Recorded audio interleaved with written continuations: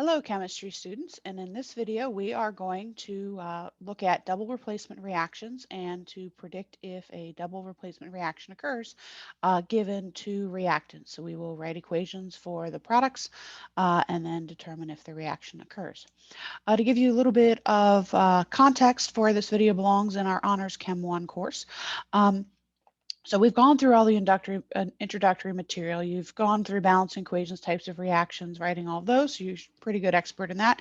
You've had a little practice of doing some stoichiometry with Managed Universe, and you're in the middle of looking at limiting reactant problems.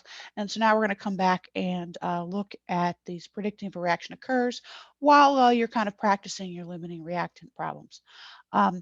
So this video does go with objective number 9, predictive double replacement reactions will occur using a solubility table. So you're going to need your solubility table, you're going to need a periodic table, all the stuff you would need for writing chemical equations. You will not need a calculator. So double replacement reactions, they generally do occur between ionic compounds. So you have two ionic compounds, and there actually are two types of double replacement reactions that we will study in this course. For right now, we are just going to focus our attention on the precipitation reactions. There is another type called neutralization that occurs between an acid and base. More details later. You're going to have an entire unit on acids and bases. You'll get some experience with those farther on in the course. But just to kind of be aware that those still would count as double replacement. So precipitation reactions, what is it? So you mix together two aqueous reactants. So basically two reactants that are dissolved in water. So you mix together two solutions, you know, something like this, two solutions. And what you get out of it is you get a solid that's looking like it's sitting into the bottom of the container after you mix together essentially, you know, two clear aqueous but clear liquids. So that is what a precipitation reaction is. I'll show you more of an example of that as we go forward here.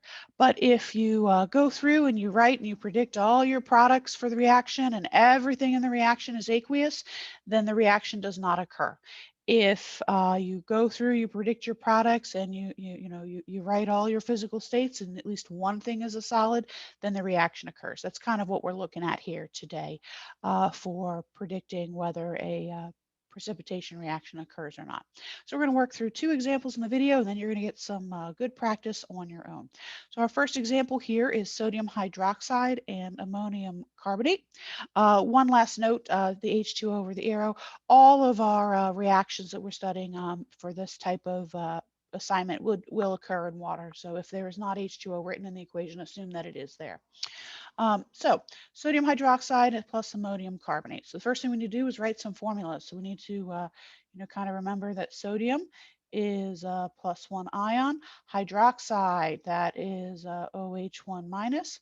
Ammonium is a polyatomic ion, NH4 1 plus. And carbonate, CO3 2 minus. So we want to put these together as their actual proper chemical formulas. So one of each for the sodium hydroxide. And we're going to need to take the ammonium ion twice since that is a +1 ion. We want to put in, then we'll write our products. So remember, with a double replacement reaction, what you're going to get is you're going to get the cations here switching places. So we're going to have the ammonium pair up with the hydroxide. And we only need to take each one of each because they're +1 ions. And then we're going to have the sodium pair up with the carbonate. Now, sodium being +1, carbonate -2, we're going to have to take the sodium twice. Okay, now we do need to write physical states on here, so let's go ahead and do that. So we are going to look at our solubility chart for each one of these. I will give you a moment to do that yourself. So go ahead and pause the video and determine the physical states for each one of these. When you determine it, come back.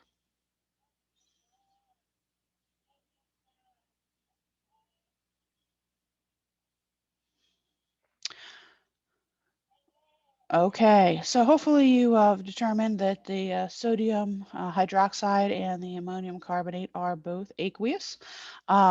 And the ammonium hydroxide is also aqueous, and the sodium carbonate is also aqueous. So this is a case where everything is aqueous. If you look at each one of these, we have no solid form. So this would be a case of no reaction. RXN is my little symbol for reaction. So that's kind of what you do here to predict if the reaction occurs. You look at those physical states.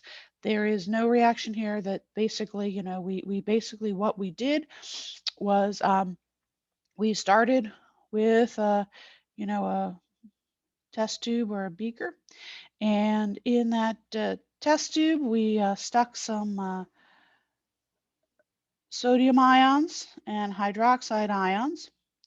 And so what happens when you put an ionic compound in water, you dissolve it in water, you break it apart into its ion forms. That's one reason why they're able to conduct electricity. Little review from a previous unit. And we also added to it some ammonium ions and some carbonate ions. And so basically all we have here is inside of this beaker, it's just some ions floating around. So actually, if you would mix these two together,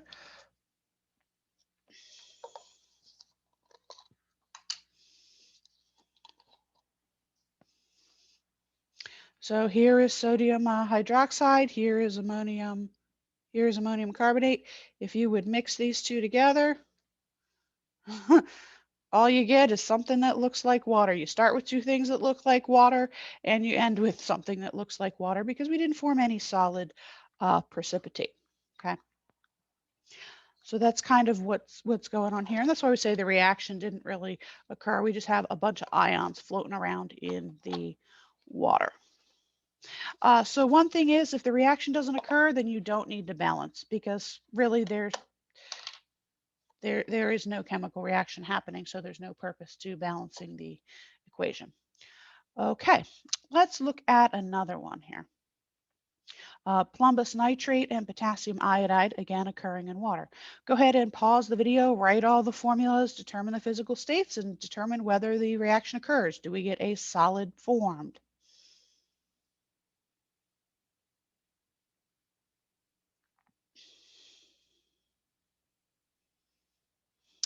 All right, let's take a look here. So plumbous nitrate, plumbous, so that is going to be lead. Remember, lead forms +2 and +4. The us is the lower of the two, so it's going to be 2+. Nitrate is NO3, 1-. Potassium, 1+. Iodide, 1-. So go ahead and put these together with a formula. So we have Pb, NO3 taken twice. We have potassium and iodide each taken once. And if you look on the solubility chart, these are both aqueous. And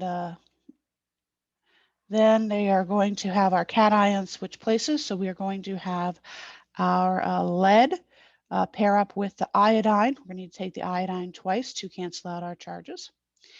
And we are going to have the potassium pair up with the nitrate, both -1, so they're both taken once. Okay, and if we look on our solubility chart, I can see that the potassium nitrate is aqueous. Oh, but look at this. The lead iodide is a solid. So this is what we call a precipitate. That we do have, this reaction does occur because we have the solid form. Oh, that is not a very good writing of occurs. So this is a case of where the reaction occurs because we have a solid that is formed. Actually, I should take this word precipitate and I'm going to put it, there we go, that's not a bad yellow color. It's actually a yellow precipitate when you do this reaction. So kind of interesting. What you would get if you would do this reaction is, again, you would mix together both the lead nitrate and the potassium iodine, look kind of like clear, colorless solutions. They look like water. And when you mix them together, all of a sudden you get something that looks like this. You get yellow powder, or, you know, floaty drops kind of occurring inside of your reaction. And that's why this is an example of a precipitation reaction. Now, because the reaction occurs, we need to balance it. So, so you must balance it if the reaction occurs. So let's take a look here. Looks like I need to put a 2 in front of the potassium nitrate and a 2 in front of the potassium iodide, and it's all good. So kind of what we have going on here, like kind of in the beaker, I'm going to kind of draw what's happening in this beaker, is that we started with lead ions floating around and nitrate ions floating around, and then we added to it another beaker that had potassium ions floating around and iodide ions floating around. So we added kind of one into the other. And so as soon as we did that, what we had happen is we had the lead and the iodide pair up to make PbI2, united as a compound, as a solid. That's the yellow that you see forming. And then that kind of leaves behind the potassium and the nitrate still kind of floating around in the solution. So it kind of gives you an idea of what's exactly going on kind of at the molecular level or atomic level here with these precipitation reactions. All right, I hope this helps. What you are going to do is actually work on this worksheet. Remember, these are all solutions, so they all have water present. I actually did the first one for you here. That was my first example, kind of going through it stepwise, but there's a review there if you need it. So then you are going to predict the products of 2, 3, 4, and 5 here.